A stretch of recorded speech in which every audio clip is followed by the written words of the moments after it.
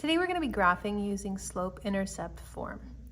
So first thing we need to know is when we have slope-intercept form, our coefficient of x is going to be our slope and our constant b is going to be our y-intercept. So looking at our first function here, we need to start by identifying those two main components. So again, the coefficient or the number that's next to the x is going to be our slope. So this is our slope. And our constant, or our number that does not have a variable, is going to be our y-intercept. So that's our y-intercept right there. So now that we've identified these two main components, we can go ahead and start graphing. So the y-intercept just means that is where the graph is going to be crossing the y-axis, and it's going to cross it at -2. So looking at the y-axis, here's our y-axis, we're going to go down to -2, so 1, 2. This is going to be -2. And that again is where the y-intercept is. So that's why we're at the -2 on the y-axis. From here, our slope is 5, 6. This is positive 5, 6. What that means, slope is going to be rise over run. So that means we're rising up 5 and then going to the right 6. So starting on -2, we're going to go up 5. So 1, 2, 3, 4, 5. And then we're going to go to the right 6. I need to make some spots here. 1, 2, 3, 4, 5, 6. And then we go to the right 6. So our point should be here. Again, we went up 5 and then to the right 6. So now that we have our 2 points plotted, we can go ahead and connect the dots and draw our line. There we go. Now this example is in what we call standard form. It's not in slope-intercept form, because slope-intercept form has y first and then our coefficient with our x variable and then our constant. This is not in that format, so we cannot graph it properly until we convert this into slope-intercept form. So the way we're going to do that is by trying to solve this equation for y. Again, we want y to be all by itself on the left-hand side. So I need to start by getting rid of this 6x. So I'm going to go ahead and subtract it. I'm going to subtract 6x on the left side of the equal sign. I'm also going to subtract 6x on the left side. On the right side, I'm sorry. So when we subtract 6 minus 6 gives me 0, so that's now gone. All I have left is that 7y equals. Now wait, we cannot take 6x away from 28 because 28 doesn't have an x. They're not like terms. So because of that, we are just going to have to write them horizontally right next to each other. I'm just going to squeeze that 6x in first. That 28 was positive, so I'm just going to write plus 28. So again, we can't combine these two because they're not like terms, so we just need to put them side by side. From here, we now, again, we're trying to get our y by itself, so we need to get rid of the 7 now. We're going to divide by 7, and we need to divide every term on the right by that -7 as well. So we're dividing everything by -7. Now, multiply by 7, divide by 7 will cancel, leaving y by itself. We now have a -6 divided by -7. 2 negatives is going to make this positive. And I'm going to go ahead and just keep it as a fraction because, again, this is going to be our slope. And then 28 divided by -7 will give us a -4. Okay? So now we are in slope-intercept form. Again, we've got that y by itself. Perfect. The next one should be our coefficient with the x. Again, we've got that coefficient with the x. That's our slope. And then our y-intercept. So again, this is our slope. This is going to be our y-intercept. So now we have converted our function to slope-intercept form. We can go ahead and graph. Y-intercept is going to be at -4, so I'm going to go on the y-axis. Again, y-axis is right here.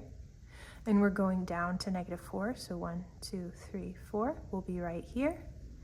And my slope this time is 6 over 7, so that means we're going to go up 6.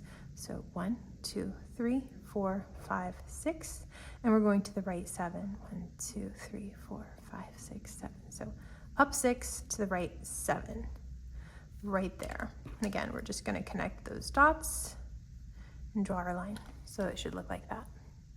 In this example, notice we have the y first. So it looks like it might be in slope-intercept form. However, our 2/5 x does not come immediately after that equal sign like it should. Again, the x term should come immediately after your equal sign. So the only thing that we need to switch around here is that we need to move that 2/5 x. So again, since those are already together on the same side of the equal sign, I can just switch them around. So that is just going to be 2/5 x, and that minus 10 I'm just going to put over here, minus 10. So we just switched their place. Essentially what I did is if we had, let's say we had 10 equals 2 plus 8, I can write 10 equals 8 plus 2, and it's still the same thing when you switch those two numbers around. That is one of the properties of addition that we've learned earlier this year. So again, we can switch the two places. It's not going to change the answer in the end.